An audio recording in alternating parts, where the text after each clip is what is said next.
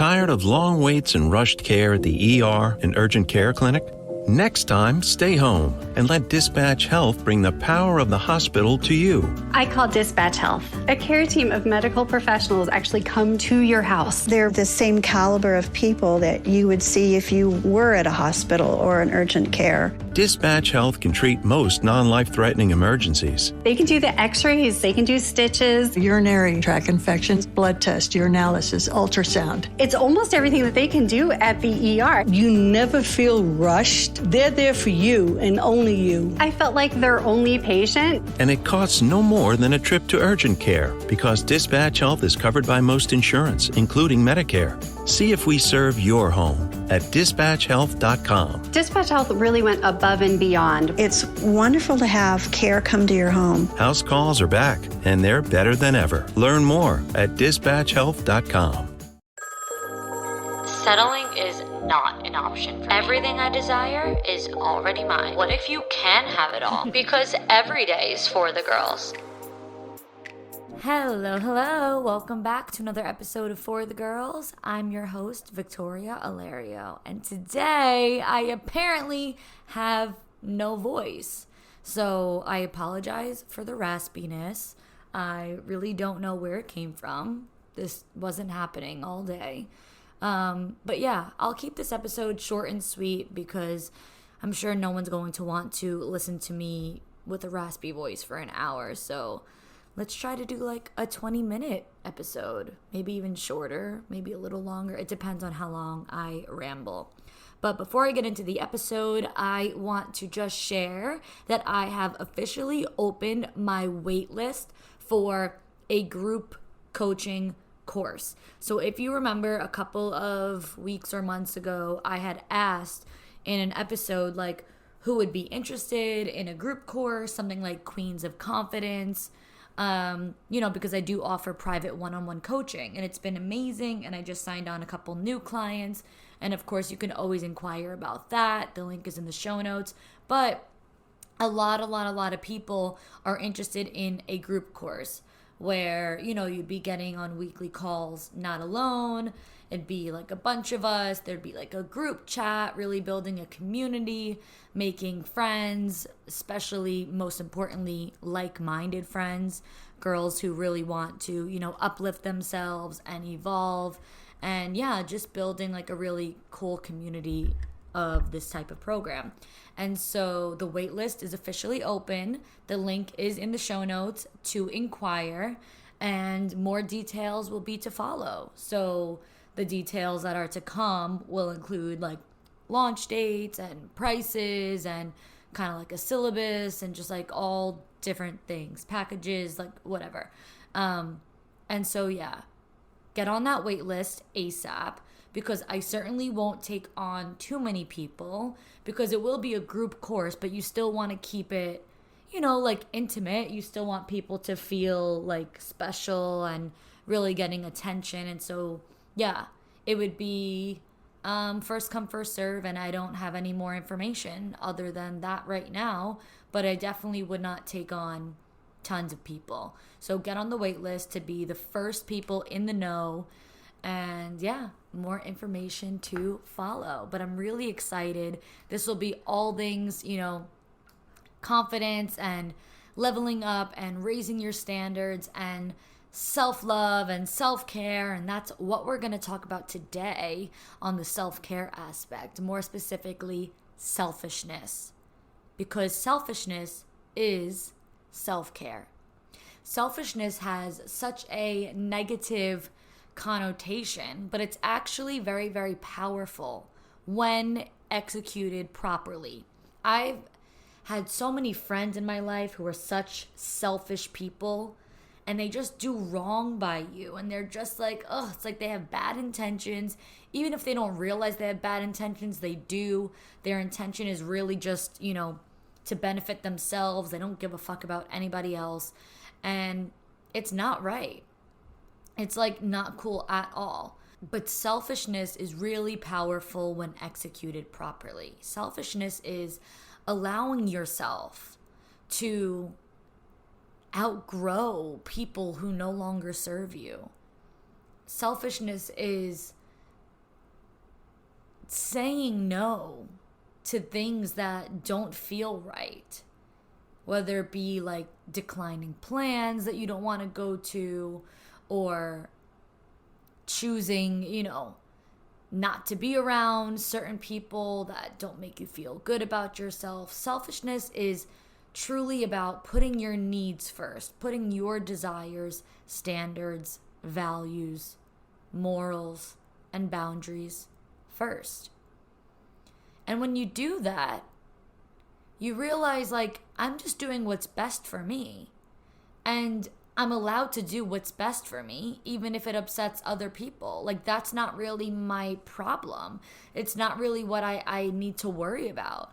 I can't worry about upsetting people, if it's at the cost or at the expense of my happiness and my sanity and my self-care.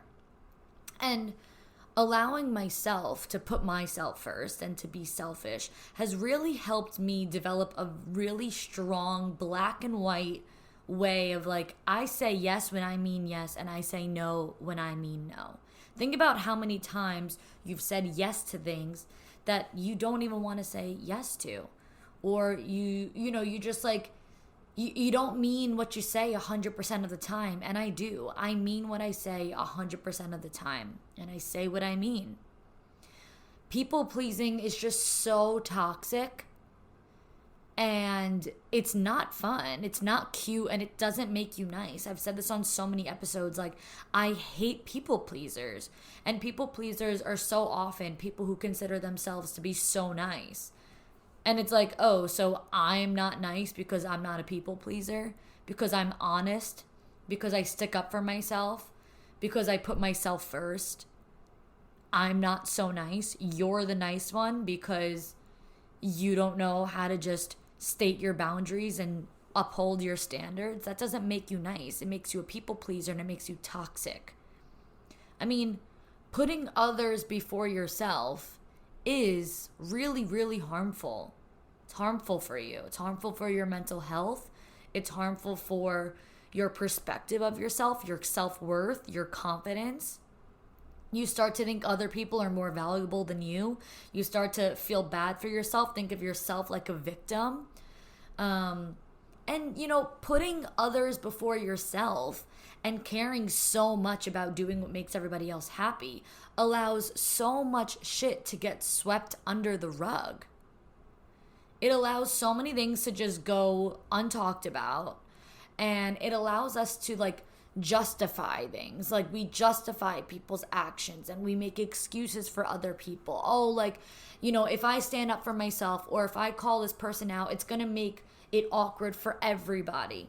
When, like, you have a group of friends and one person, like, is just, you're getting bad vibes or whatever the case is, but you do nothing about it because, for the sake of the group, I don't want to do this to the group.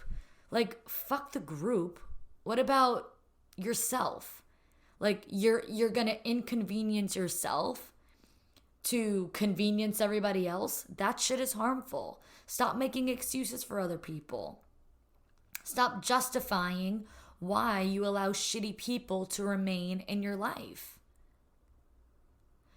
And when we take a step back and see things a little bit more in black and white and start just putting ourselves first, like, just straight up, like, moving forward, I will only do what's best for me. I'm putting myself first. So when you're operating from that mindset of, like, I come first, I'm only going to do what makes me happy 100% of the time, and I'm not going to, what's the word I'm looking for? Like, I'm not willing to negotiate it, like, I'm not willing to put myself first or do what makes me feel good 75% of the time or 50% of the time. I'm only willing and able to do what makes me happy 100% of the time, So when you're in that mindset, you operate from there, you realize how much less bullshit you put up with. It's actually crazy. When you just, like, uphold your standards 100% of the time, you literally deal with way less nonsense. I know I just talked about this with Michelle on one of my most recent episodes about embodying the feminine. Actually, it might be the episode right before this, embodying feminine energy.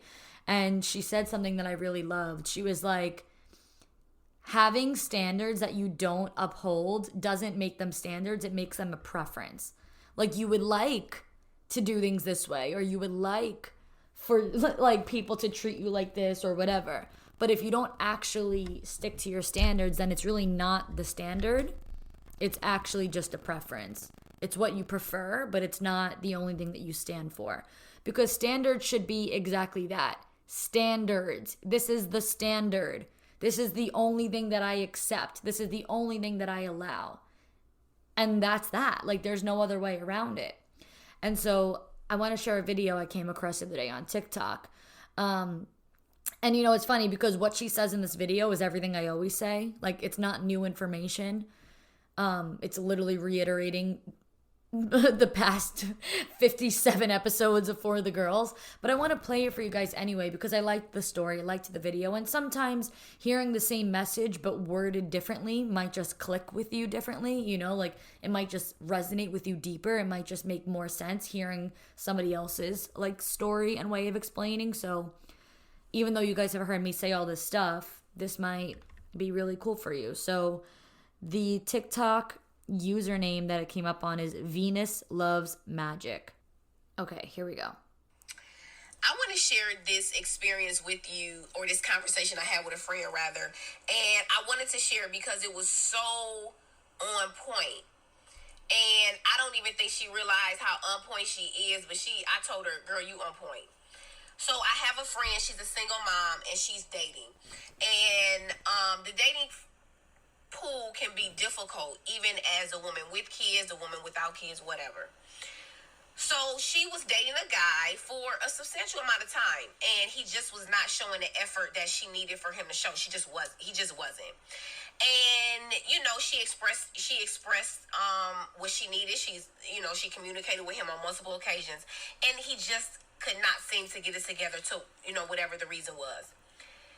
She was so intentional about how her dating experience was going to go that she cut him off. And when she cut him off, she simply said, you are not in a place in your life where you're able to give me what I need to be secure in a relationship. And of course, that was something new to him, so he was really upset about it. But let me tell you the little piece of gem that I found in that. I looked at her overall and noticed that she doesn't share some of the same issues that a lot of women share at her particular stage in her life, and her views on men and relationships are not really tainted. And I have a theory about that. The reason why is that she doesn't stay around for mistreatment. She doesn't stay around when she recognizes that it's not working. She doesn't take it personal. She doesn't make it a invitation to change herself or change that person. She just recognizes that experience is not what she wants, and she chooses something else. You can do that in love. You can do that in finance. You can do that in friendships. Whenever there is something that is not serving you, instead of taking that as an invitation to change yourself, to fix it, to meet it, or to change the other person to be it, I think let's normalize saying, this is just not the experience that I anticipated that it was, and it's okay for me to release that so that I can get the experience that it is that I desire.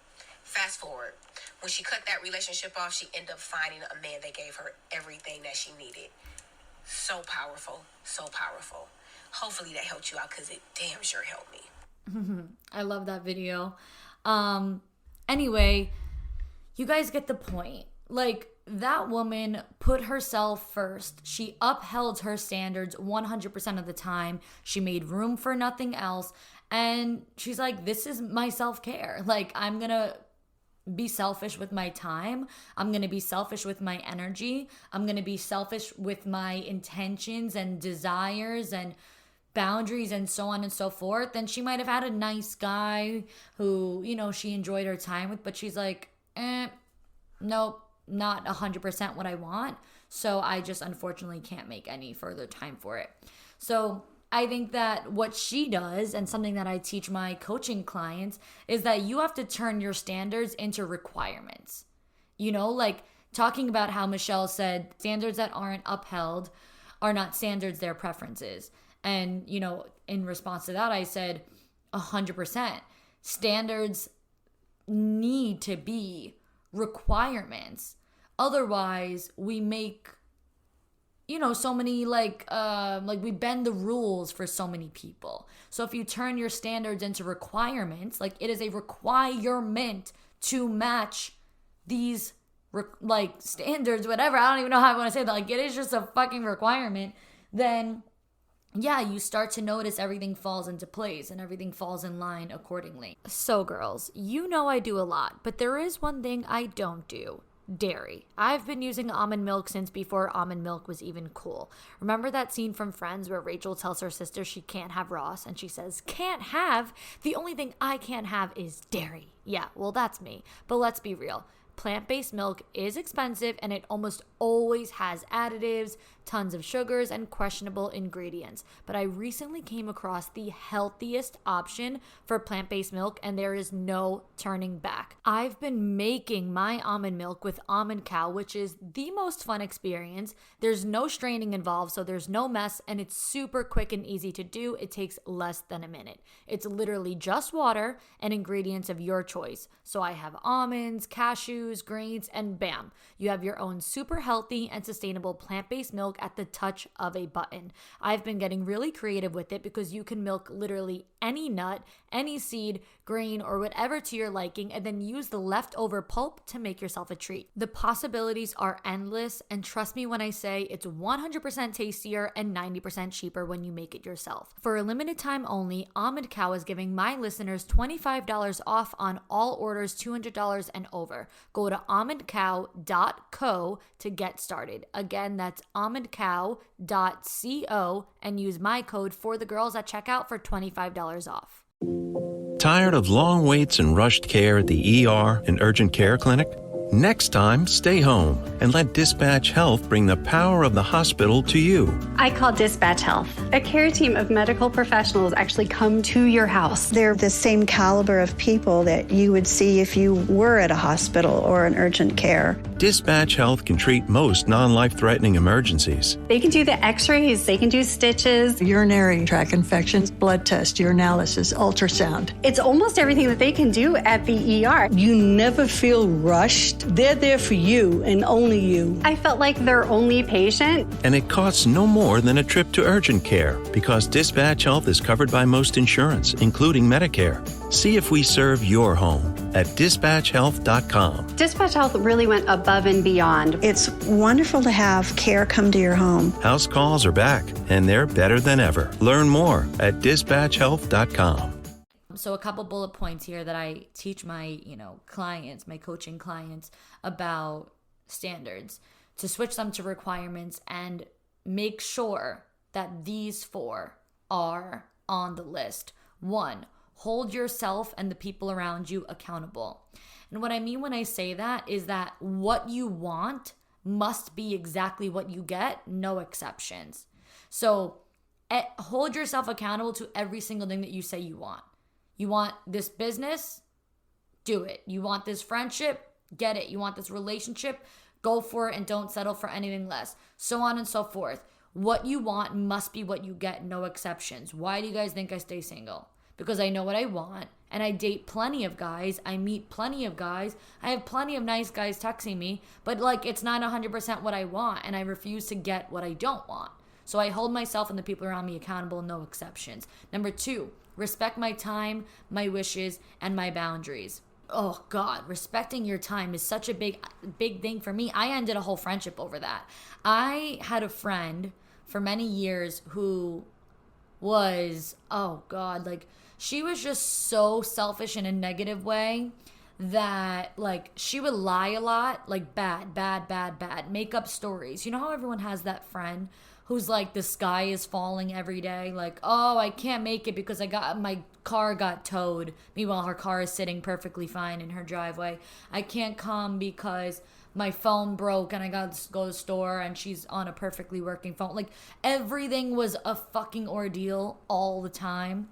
And so, yeah, she just always lied, especially when it came to plans, and would cancel plans, or like even at the last minute, like the type of friend who I would be like fully ready, like hair, makeup done, waiting on her. And then she would just no show. She would just go to the store. At the last minute, it'd be like, oh my God, I was on my way, but then I got a flat tire. Like, when you know deep down, it's just like, yeah, probably the boy that she's talking to called her and she just wanted to do that instead. And so now, like, I'm the one who got screwed over because she had no respect for my time, no respect for, you know, me and anything of the sort. And so it didn't matter if she canceled on me at the last minute over and over and over. And that I couldn't. That's not a friend. And then, you know, respecting wishes, respecting boundaries. Like, when people think that what you want isn't a big deal, or they don't understand your choices, they don't understand your boundaries, and they don't want to understand. Like, people who make you feel like your wishes and your boundaries are silly or dramatic or too much or too high or whatever. Like, okay, if you're not going to respect my wishes and my boundaries, then we simply can't be friends. You simply can't be in my life. It's one thing to not understand them and being open to asking questions and getting to understand them, but it's a whole other journey if you think that I'm crazy. Another one, they have to match my effort and meet me where I am.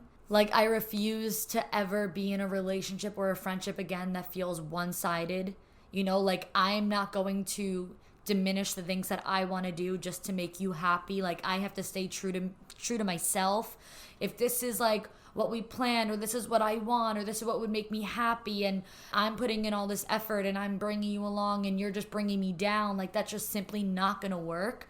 You know, another friend comes to mind that I feel like we were friends, but I felt like I was the friend where, like, she only wanted to be with me when it was convenient for her. Like, she had another group of friends, or she had a guy, or whatever the case would be. And I loved this friend so dearly that, like, I always made the effort to talk or to hang out or to make plans. And, you know, I could just tell that she wouldn't want to make plans with me because, like, just in case these other people made plans. And then, like, when they didn't make plans, she would call me and, like, want to, you know, like, do something with me. And it's like, oh, why? Because nobody else cared to make plans with you. You know what I mean? Like, I just felt like I made all the effort, and if I didn't, we wouldn't talk. And then, like, it got to a point where I just had to stop speaking to her altogether. And I think I just ended up, like, never texting her again, or maybe I didn't even answer her last text, and it just ended. And you know what? Like, honestly, all it did was prove my point. It just validated my point. Like, if she gave a fuck, I think she would have known, like, why I distanced myself, why I stopped answering, and she would have reached out and she would have made the effort. For me, you know, it was easy to let that kind of go, because I'd rather not have you in my life at all than have you halfway there. I have no interest in forcing friendships, forcing relationships, anything that's not 100% on the same page. I'm just not interested. And the last thing is to keep and honor your word, which means to be a woman or a man of integrity. So do what you say you're going to do. If you say you're going to do it, then you must do it. Don't change your mind. I mean, unless you're changing your mind for good reasons, good cause, and it, like, completely makes sense. But otherwise, like, don't be lazy, or don't make excuses, or don't act like a victim, or don't just talk the talk if you can't walk the walk. If you say that you're going to call me, then call. If you say you're going to take me to dinner, then take me to dinner. If you say we're going to do this, then do it. Whatever it is, you must keep and honor your word. And that's, you know, also for yourself to do it. Like, do what you say you're going to do. No ifs, ands, or buts. So those are a few of, to me, like, the bare minimum requirements in my life that I hold myself to and that I require from other people.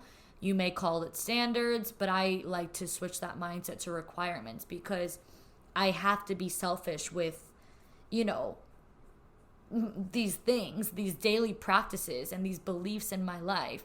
And you either get it or you don't. And if you don't, then you don't care about my sanity and my mental health and my self-care, which means you ultimately don't care enough about me and my happiness. And therefore, I have no room for that. So selfishness is, like I said, very, very, very powerful when executed properly.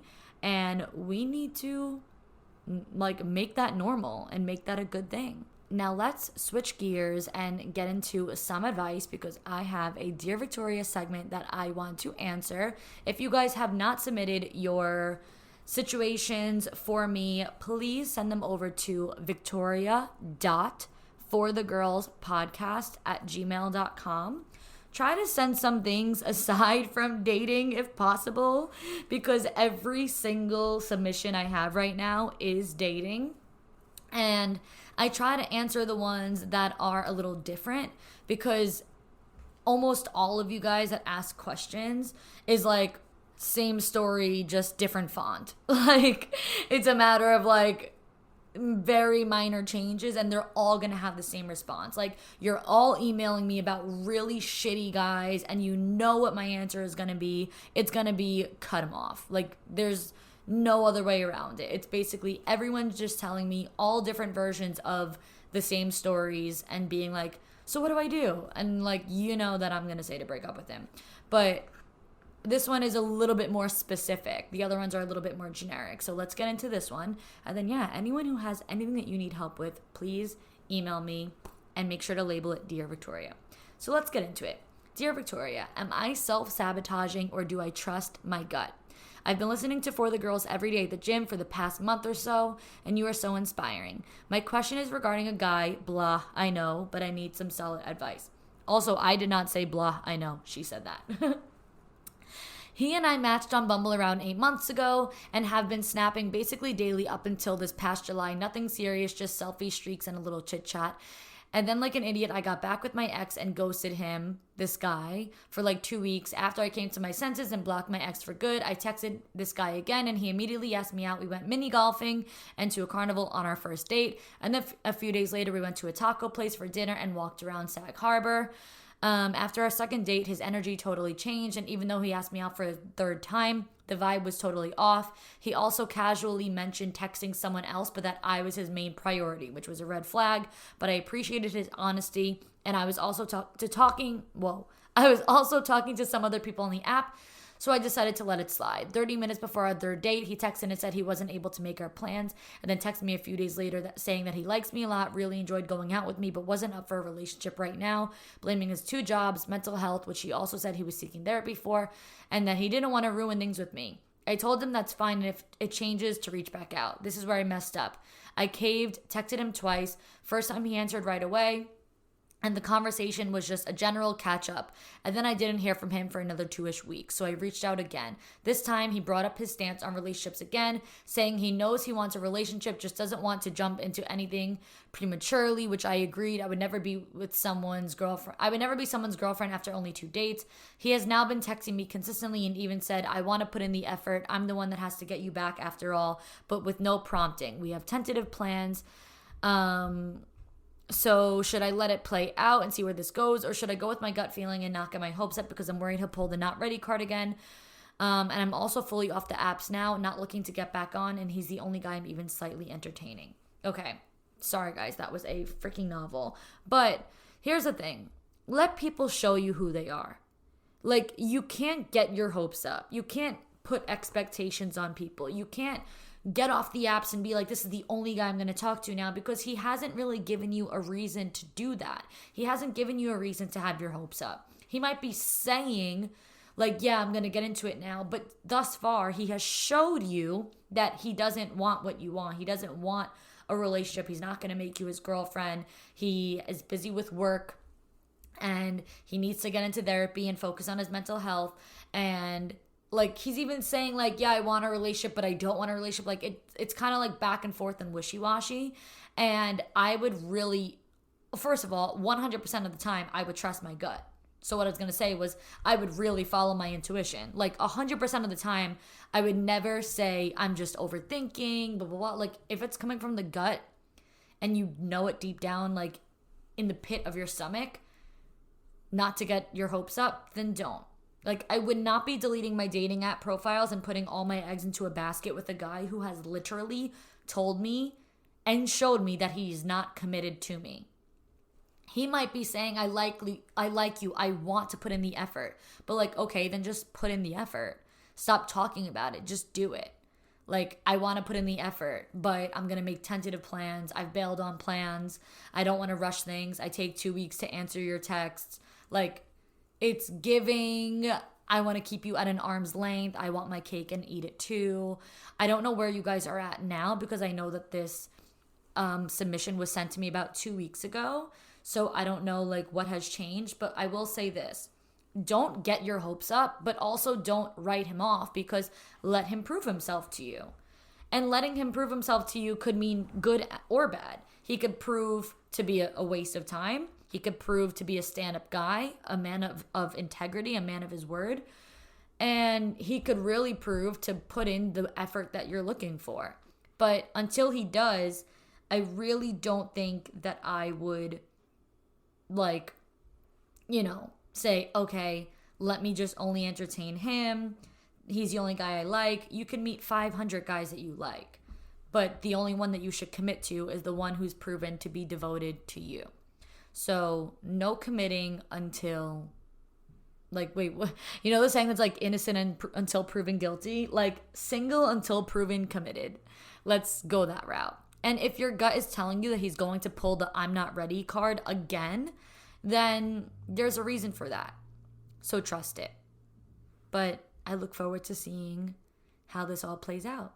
Thank you so much for submitting.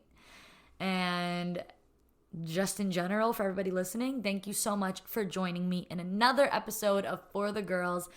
It's a pleasure as per usual. I'm really sorry about my raspy voice. I can't help it. I don't know where it came from, but I'll stop talking now. That's all for today. Bye, girls. Until next week.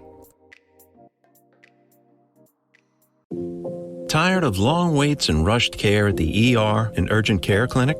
Next time, stay home and let Dispatch Health bring the power of the hospital to you. I call Dispatch Health. A care team of medical professionals actually come to your house. They're the same caliber of people that you would see if you were at a hospital or an urgent care. Dispatch Health can treat most non-life-threatening emergencies. They can do the x-rays, they can do stitches. Urinary tract infections, blood test, urinalysis, ultrasound. It's almost everything that they can do at the ER. You never feel rushed. They're there for you and only you. I felt like their only patient. And it costs no more than a trip to urgent care, because Dispatch Health is covered by most insurance, including Medicare. See if we serve your home at dispatchhealth.com. Dispatch Health really went above and beyond. It's wonderful to have care come to your home. House calls are back, and they're better than ever. Learn more at dispatchhealth.com.